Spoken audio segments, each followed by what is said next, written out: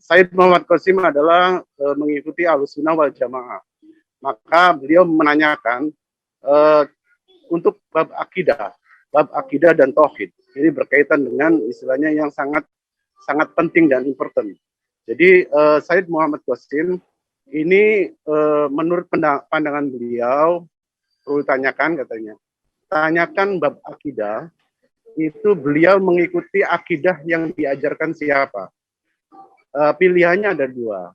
Ajaran akidah dari Imam Asy'ari dan Imam Maturidi atau mengikuti ajaran Syekh Ibn Taimiyah. Nah, beliau menanyakan ke saya begitu, makanya mohon ditanyakan, kata dia. Mohon ditanyakan bab akidah itu yang mana yang perlu yang dipilih oleh beliau. Yang kedua, pertanyaannya itu bagaimana pendapat Said Muhammad Qasim masalah bab tabaruk, tawasul dan ziarah kubur. Itu saja pertanyaannya, Kang Diki. Wassalamualaikum warahmatullahi wabarakatuh. Waalaikumsalam warahmatullahi wabarakatuh.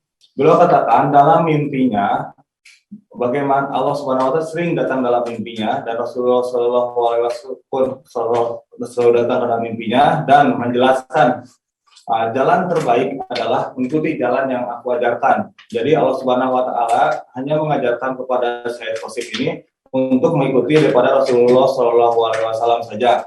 Dan ketika itu juga dalam beberapa mimpinya Rasulullah SAW sering berjalan di depan beliau dan beliau pun sering mengikuti Rasulullah SAW.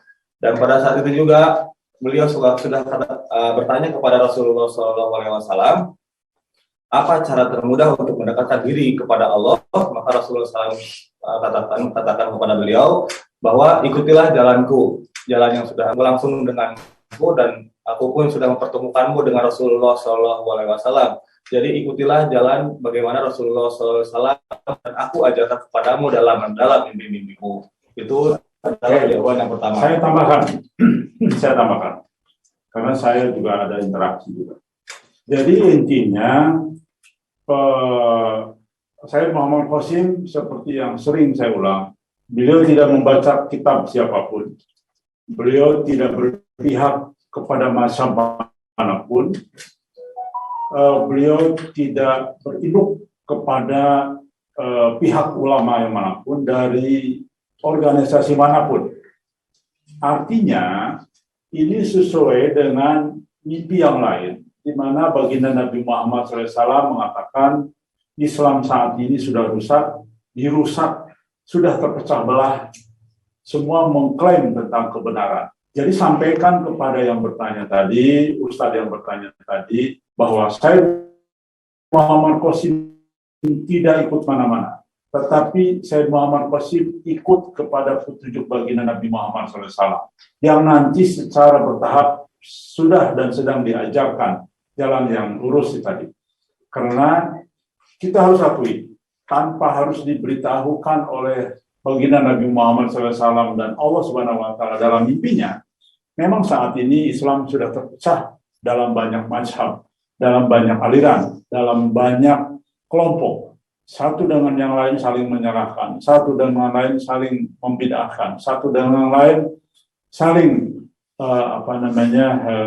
bahkan mengkafirkan. Ada kelompok Islam dengan satu kelompok Islam juga saling mengkafirkan. Nah, inilah satu fakta. Jadi ini justru yang akan dibawa oleh Said Muhammad Qasim. Bahkan ada seorang ulama mengatakan nanti semua mazhab tidak ada. Yang ada adalah mazhabnya Imam Mahdi yang dapat petunjuk langsung dari Allah Subhanahu Wa Taala melalui mimpinya. Inilah yang akan dibangun Islam nanti. Islam yang sesuai dengan Islam yang disampaikan oleh, diajarkan, dilakukan, dipraktikkan oleh baginda Nabi Muhammad SAW pada saat awal. Saya kira ini jelas. Akhirnya justru pernyataan itu bagi kami, bagi kita benar. Karena tidak ada yang bisa membantah saat ini Islam terpecah belah dengan berbagai keyakinan yang kadang-kadang saling bermusuhan satu sama lainnya. Sampai hari ini, begitu banyak satu kelompok tidak mau duduk bersama dalam kelompok yang sama. Bahkan, saya tahu persis bagaimana satu kelompok tidak mau jadi makmum pada saat di masjid bagi kelompok yang lain. Nah, inilah satu fakta yang tidak bisa. Jadi kalau beliau bertanya itu, saya justru sependapat dengan beliau bahwa tidak ada mazhab di hadapan beliau saat ini. Beliau ingin langsung diajarkan oleh Nabi Muhammad SAW di dalam mimpinya. Insya Allah saya kira itu, dan insya Allah kalau beliau sudah seterumnya nyambung, bahwa beliau sudah nyangkut sesuai dengan tadi yang saya sampaikan, itulah fungsi beliau nanti akan sudah punya kekuasaan, sudah punya power dari Allah, akan menghilangkan seluruh mazhab yang ada. Islam hanya ada satu. Bahkan di dalam mimpinya nanti Idul Fitri pun hanya di hari yang sama, tidak berbeda-beda seperti saat ini. Dan juga berbagai ibadah lain. Insya Allah nanti saatnya itu saya kira. Itulah ciri-ciri daripada calon Imam Mahdi yang benar. Demikian, terima kasih. So, Jazakallah for explaining, Brother Faris and Khan Vicky. About second question, he says, Brother Muhammad Qasim explained that he has not clearly seen about tawassul, but from his dreams, he has concluded that Allah subhanahu wa ta'ala listens directly to his servants, his creations, human beings, and he is closer to a human being than the juggler wins.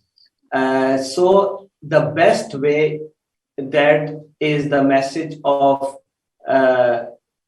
Anbiya and prophets as well, that they came to the world to connect people back to Allah subhanahu wa ta'ala and remove all of the steps and ladders that so-called people thought they have between Allah and themselves. So the best way, according to the conclusion Brother Muhammad Qasim has concluded from his dreams, is to ask directly, pray directly, make dua directly to Allah subhanahu wa ta'ala, because he is closer to you than your own juggler win. Oke. Jadi pertanyaan yang soal tawasul tadi, beliau katakan, saya diajarkan oleh Allah Subhanahu Wa Taala untuk berdoa langsung kepada beliau, kepada Allah Subhanahu Wa Taala, bahkan ini pun bisa dilakukan oleh seluruh umat manusia, langsung kepada Allah Subhanahu Wa Taala, karena Allah Subhanahu Wa Taala jelaskan dalam mimpinya bahwa aku ini lebih dekat daripada urat nadi kalian sendiri. Jadi bisikan hati kalian pun aku dengar. Apalagi ketika kalian memohon kepada aku akan dengar. Jadi itu yang Syed Qasim katakan tentang tawasul mungkin. Jadi kalau beliau lihat dalam mimpi dan diajarkan oleh Allah dalam mimpi bahwa kita langsung saja kepada Allah Subhanahu Wa Taala, karena Allah Subhanahu Wa Taala Maha Tahu dan Maha Segalanya, dan Allah Subhanahu Wa Taala insya Allah akan mengabulkan semua doa-doa kita, apa yang kita minta. Ataupun tidak, nanti akan sesuai dengan kehendak Allah Subhanahu Wa Taala saja. Jadi intinya Syed Qasim ini adalah soal bagian tawasul ini, beliau katakan hanya langsung beliau diajarkan dalam mimpinya. Jadi beliau diajarkan dalam mimpinya untuk langsung kepada Allah Subhanahu Wa Taala, dan ini bisa dilakukan oleh semua orang. Baik, jelas ya, Mas Sumarno. Nah, artinya jelas sekali bahwa beliau diajarkan langsung oleh Allah Subhanahu Wa Taala, langsung saja kepada Allah Subhanahu Wa Taala. Karena Allah Subhanahu Wa Taala lebih dekat daripada urat nadi kita. Artinya tidak harus melalui siapa-siapa, langsung. Jelas saya kira. Jadi kita tidak ingin, saya Muhammad Qasim tidak ingin mengomentari poin tadi, tapi menjawab supaya beliau sangat halus memang, beliau tidak ingin menyinggung yang lain, tetapi memberikan prinsip yang benar. Langsung berdoa kepada Allah Subhanahu Wa Taala. Itulah yang diajarkan oleh Allah kepada Sayyid Muhammad. Saya kira jelas ya. Baik. Saya kira itu saja yang bisa dijawab oleh Sayyid Muhammad Qasim, sehingga kita dikatakan intinya kita tidak perlu melakukan ibadah berdoa dengan cara yang lain, tetapi langsung saja kapanpun kepada Allah Subhanahu Wa Taala. Itu karena Allah jauh lebih dekat dari siapapun.